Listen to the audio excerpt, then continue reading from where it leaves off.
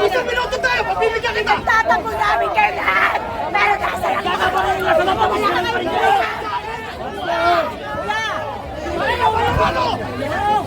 walang nakakaliwa! Gusto niyo pa magpatayan! Sumpa ko lang ang mga polisya sa Pilipino!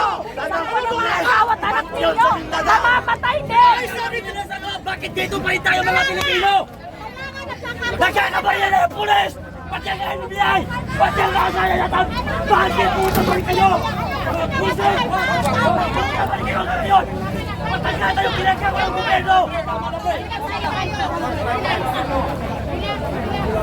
Nagkakabarya na sa loob! Nasaan yung megapon?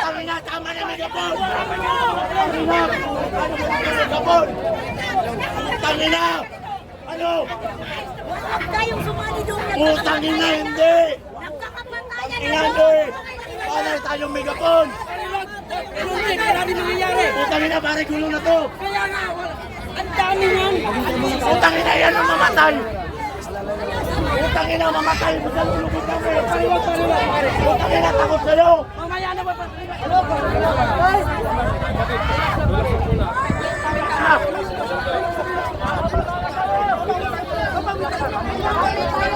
Putangin na, wala tamang oras! Matay! Yawa! Yawa, pagpulo! Dito ka, Kili! Pagpalay ka, pumupupo ka! Dito ka! Wala, drawing lang yan, putang ina yan. Mga putang ina, pasikat lang kayo, mga putang ina nyo. Galing lang kayo sa ano. Senator Baco de la Rosa. Papasok tayo sa loob! Pasok! Pasok! Mamaulit yung nangyari kay Piarande! Tama! Mabuhay! Si Senator Bato de la Rosa! Huwag natin hayaan na mangyari yung kay Piarande! Na pinabayaan ng mga Tara, pulis. tara! Sa kabilang gate, sa parking! Pasama kayo! Nagkabarilan na! Yung soldier sa sabi pati ang NBI at CIDJ! Bakit kayo nakatayo pa rin dyan? Walang kwenta mga pulis! Ilang taon kayong nagwala ng training? Bakit kayo Oh, tingnan yan! Tumatakbo na yung SWAT! Oo, tumakbo ng SWAT! Tumatakbo yung SWAT! Yung SWAT! Diyos ko, Lord! Ay, putang ina nyo! Pasok! Pasok!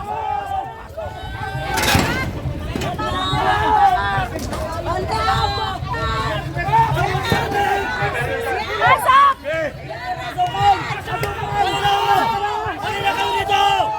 Ay, pasok! Pasok! Yung bagwar, baka may kurente! Huwag umang sa bagwar, baka may kurente yan! Hoy!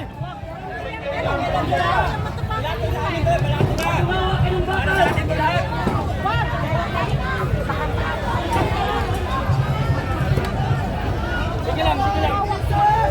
Pasok na mga kababayan! Huwag natin hintay ng mga train nila dahil nakatulungan sila! Pasok! Pasok! Pasok mga kababayan! Pasok! Pasok mga kababayan! Pasok! Maduwag ba kayo? Pasok kayo mga kababayan! Ano pa ginagawa nyo? Pasok na kayo mga kababayan! Pasok na kayo mga kababayan! Nagkakabori na sa loob! Mga kababayan, pasok na kayo! Mga kababayan, paghihintay nila! Nakatulan!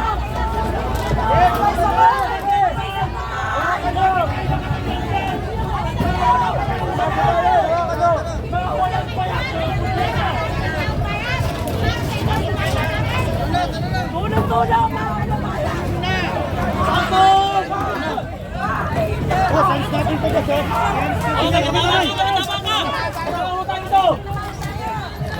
Huwag mo kami ano sa araw-araw. Tama ka!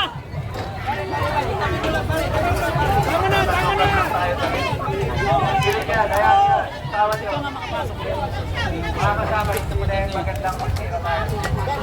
Uy!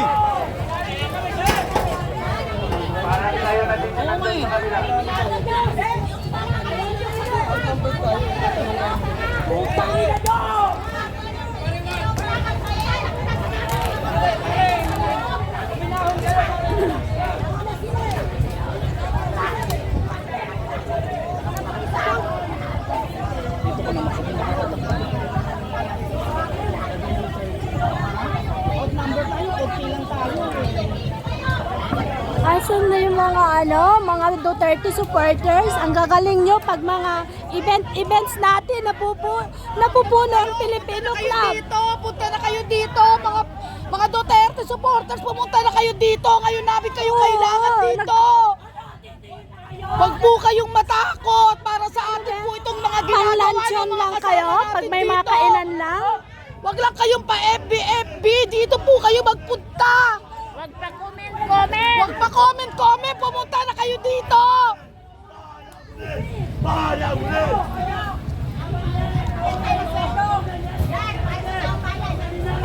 Tingnan nyo! Wala nang tingnan, ha? Wala din nila. Hoy! Huwag muna kasi off number tayo, maghahakot pa muna tayo. Tayo natin po yung iba. Ayaw nyo sumugot! Pumunta kayo dito. Puro kayo video! Patay namin! Panahon na to! Huwag! Huwag! Pinaglaban kayo yan. Huwag ang PNP ngayon! Ayaw nyo sumugot! Anak! Naging luwag ako para may ipalamon sa inyo! Hindi ako ganyan magturo sa mga anak ko. Dadanasin nga ng anak ko. Magiging duwag din. Tangina! Nagpupulis ka pero duwag din. Sayang! Sayang ang mga sinumpa sa batas! Mga wala kayong puso sa kapwa niyo tao. Dahil ang katulad nyo ay hindi nababagay sa mundong ibabaw. Dapat sa inyo sa may piano nababagay. Tangina nyo lahat.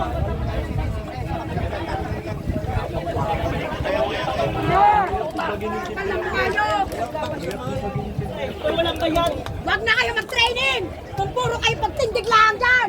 Puro kayo mga tanga!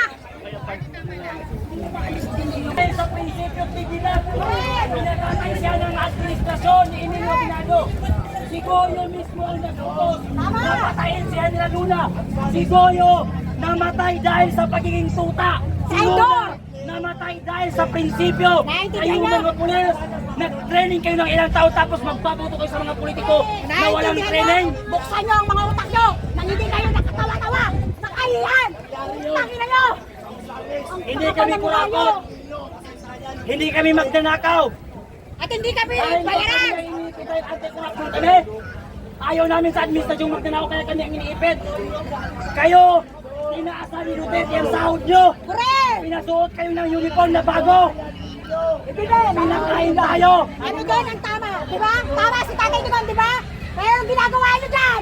Magpapakita Ayahan kayo! ninyo na magkasakitan tayo. Pagpatayan tayo ng puro Pilipino. Dahil sa kay Marcos na magdanakaw at adik. Na inuuto ng Amerikano. Yan ba ang gusto nyo? Yung tanga-tangahan na lang ng bigyan puro ka to? Yan ang gusto nyo? Ay, babala sa mga anak nyo! Napakakatangahan ng magbakas! Ha? Bakit nyo? Sino yung pulis na nag-vlog dyan? Mag-duty ka! Huwag kang mag-vlog! Ha? Yung nagbibideo dyan! Ibaba mo yan! Mag-duty ka! Huwag kang mag-vlog! Dahil kami ang may lakas! At kayo'y puta lang kayo! Tangin na nyo! Walang niya kayo ah! Wala kayong mga puso! Pag ganyan ang pinanginitigan nyo! Tangina nyo, galit na galit na tama yan, pero ang galit niya, ibaba mo yung camera nyo dyan, yan kayo mag-vlog, mag-duty kayo, binabayaran okay sa inyo yan, ha? Pero kami nagpapasweldo sa inyo, mga hayop kayo tapos kayo pa malalakas magsalita, alas kami, walang cellphone nyo! Bayaran nyo ang buwan nyo. Galing ako Mindanao, magkano pamasay? Pinakausap pa ako lang dito kung sa Luzon. Samantala kayong taga Luzon, walang bayad! Wala ka talaga! Mga nakakahiya, mga nag-training kayo, sayang! Sayang ang pinag-trainingan nyo! Taon, buwan! Nakakahiya! Disgusting! Bravo! Huwag kayong tatawa-tawa dahil hindi kami nakikipagtawanan! Tangina nyo! Malalang ka na kami ng hinangat babae pa rin kayo? Handa kaming makulong para sa aming bayan. Ako hindi babae lang. Tarantado kayo. Ang prinsipyo ko, hindi nyo kayang tapalan. Handa kaming mamatay at makulong para sa aming bayan at isbilan. Kung ang pagiging pulis ko ay utusan lang ako ng isang pulis. Hindi na. You better to resign. Ganon kasimple. Gusto ko pang mamatay. Correct. Kesa magpautos sa administrasyon. Alam niyo ba kung sino yung Batman ng pulis? Si Puntilas! Siya lang ang nagkaroon ng utak para mag-resign sa gobyerno ito. Bakit? Malawang ang utak eh. Tahanga-hanga pulis. Yun ang tularan nyo. Hindi puro kay pulpul na sumusunod sa walang kakwenta-kwentang gobyernong yan. Tularan nyo si Puntilas! May prinsipyo! Meron tayong Supreme Court. Bata kayo pero magaling na utak, malawak na! Hindi katulad nyo! Pera-pera! Hindi tayo magkakagulo kung lilitisin si Bato de la Rosa sa ating bansa. Oo, Kaya, pero dito sa bansa natin! pag si Bato dinala sa dahil bakit? Nandiyan ang Supreme Court. Ano silbi ng Supreme Court? Kung gagawin nyo yan sa ginawa kay Tatay Yan Digong? ang hinihingi namin. Yun ang signal talaga. Litisin si Bato sa aming bansa. At uuwi kami ng mapayapa. Huwag sa ibang bansa. Ang tao bayan, hindi pa sa gulero, pero wag nyo kami subukan. Iba ang nasa katuwiran ng katotohanan. Alam namin na kahit anong oras pwede kaming kasuhan. Pwede kaming ikulong, pwede kaming patayin. Dahil wala kaming pera, pero ang hinihingi namin, litisin si Bato sa ating bansa. Huwag dalhin sa ibang bansa. Dito nyo litisin!